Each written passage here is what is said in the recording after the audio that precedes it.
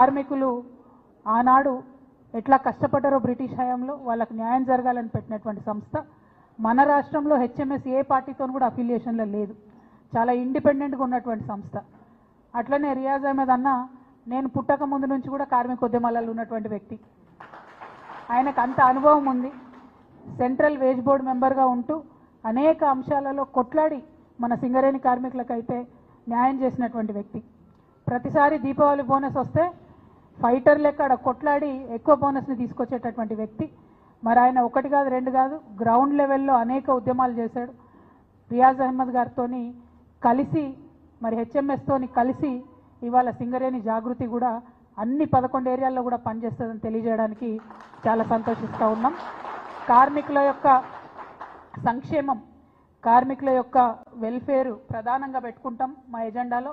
అదేవిధంగా కార్మికుల యొక్క హక్కులను కూడా ఎక్కడ కూడా విస్మరించకుండా కాంగ్రెస్ పార్టీ చేస్తున్నటువంటి మోసాన్ని కూడా ఎండగడుతూ ముందుకెళ్తాం. పోయినసారి లాభాల్లో వాటా అని ఇచ్చిరు కాంగ్రెస్ పార్టీ వాళ్ళు 33% ఇస్తున్నామని చెప్పిండ్రు. అందరం కూడా మంచిదే కదా, ఇదివరకు మనం 30 ఇస్తే వీళ్ళు 33 ఇచ్చిరు అనుకున్నాం. కానీ ఎంత దారుణం అంటే కాంగ్రెస్ మార్కు నయవంచన ఎట్లా ఉంటుందంటే అసలు లాభాలనే తక్కువ చూపించారు.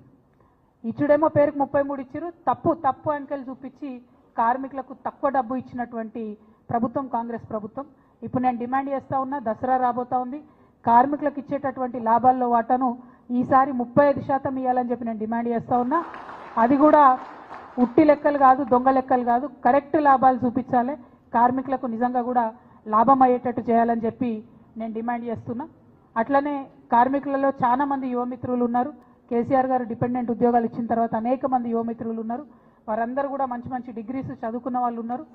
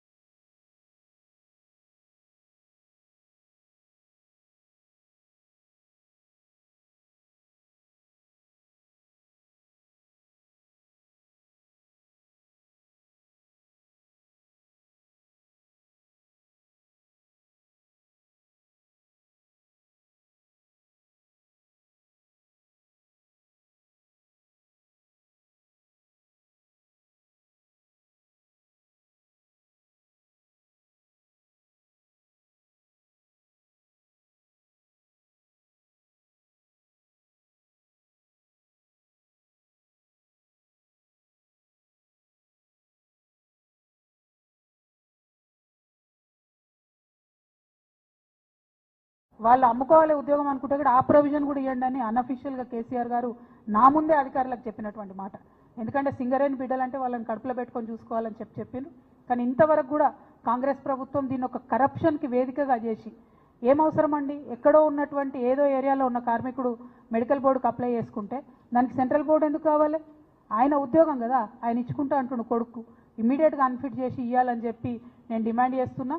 మొన్న మీరు ఈ 54 మంది విషయంలో చేసినటువంటి అన్యాయాన్ని కూడా ఖచ్చితంగా వెనక్కి తీసుకొని వాళ్ళందరినీ కూడా అన్ఫిట్ చేయాలని కూడా నేను డిమాండ్ చేస్తూ ఉన్నా.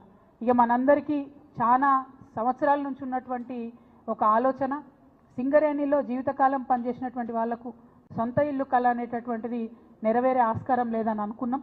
తెలంగాణ వచ్చినాక ఈ డిస్కషన్ వచ్చినప్పుడు కేసీఆర్ గారు ఏమన్నారంటే మనం డిపెండెంట్ ఎంప్లాయ్మెంట్ ఇచ్చుకొని సింగరేణిని లాభాల బాటలో పట్టించుకుందాం, అంతవరకు 10 లక్షల రూపాయల వరకు మనం వాళ్లకు వడ్డీ లేని రుణం ఇచ్చి వెసులుబాటు చేద్దాం, వాళ్ళతోని కలకలలాడుతున్నటువంటి విషయాన్ని మనందరం కూడా గమనించాలి.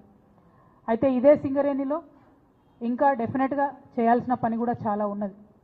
సింగరేణిలో ఇప్పటి వరకు మనం నిజం చూసుకుంటే ఒక 15 నుంచి 18% మించి మనం బొగ్గు తీయలే. ఇంకా తవ్వాల్సినటువంటి బొగ్గు చాలా ఉంది. మనం సంవత్సరానికి 5 మైన్ల చొప్పు ఓపెన్ చేసినా కూడా 185 మైన్లు ఓపెన్ చేయగలిగేటటువంటి బొగ్గు ఖనిజాలు మన తెలంగాణ భూగర్భంలో ఇంకా దాగి ఉన్నాయి. వాటిని అన్నిటిని కూడా మనము వెలికి తీసుకుంటూ మన దగ్గర ఉండేటటువంటి నిరుద్యోగ సమస్యను కూడా మనం పరిష్కరించుకునేటటువంటి ఆస్కారం ఉన్నది. ఈ పాలసీ నేను కొత్తగా చెప్పింది కాదు. కేసీఆర్ గారు ఉన్నప్పుడే, ఆనాడు నరసింహరావు గారు ఉన్నప్పుడే 185 మైన్స్ చేయొచ్చు, సంవత్సరానికి ఒక 5 మైన్లు ఓపెన్ చేసుకోవాలని అనుకున్నాం. ఇప్పటికైనా కూడా నేను కాంగ్రెస్ ప్రభుత్వం డిమాండ్ చేస్తూ ఉన్నా, ఖచ్చితంగా అండర్ గ్రౌండ్ మాన్యువల్ మైన్స్ని ఓపెన్ చేయాల్సినటువంటి అవసరం ఉన్నది. ఓబీలతోని పెద్ద పెద్ద వాళ్ళకి ఎక్కువ లాభం అవుతుంది, చిన్న చిన్న వాళ్ళకి తక్కువ లాభం అవుతుంది. పైగా పొల్యూషన్, ఎక్కడ చూస్తే అక్కడ మట్టి గుట్టలు, దారుణమైన పరిస్థితి ఉంటుంది. కాబట్టి మాన్యువల్ అండర్ గ్రౌండ్ మైన్స్ ఏవైతే ఉంటాయో సింగరేణిలో వాటిని కూడా ఓపెన్ చేయాలి, బొగ్గు గని ప్రొడక్షన్ కోసము సాయం చేయాలని చెప్పి నేను కాంగ్రెస్ ప్రభుత్వాన్ని డిమాండ్ చేస్తూ ఉన్నా. మరి మీ అందరికీ తెలుసు, ఒక్కొక్క సింగరేణి కార్మికుడు యావరేజ్గా దాదాపుగా ఒక 6 టన్నుల బొగ్గును ఉత్పత్తి చేస్తాడు ప్రతిరోజు. మోడీ గారు లెక్కలు అంటేనేమో టన్నుకి 25,000 రూపాయలు. కానీ మోడీ లెక్కలు కాదు, మనం మామూలు లెక్కలు తీసుకున్నా కూడా టన్నుకు 5,000 పట్టుకున్నా కూడా ఒక్కొక్క కార్మికుడు సింగరేణిలో రోజుకు 30,000 రూపాయలు సంపాదించి తెలంగాణకు ఉల్టా ఇచ్చేటటువంటి పరిస్థితి ఉంటుంది. అంటే సింగరేణి కార్మికుడి చెమటతో తడిచినటువంటి ఆ బొగ్గుకు అంత విలువ ఉన్నది.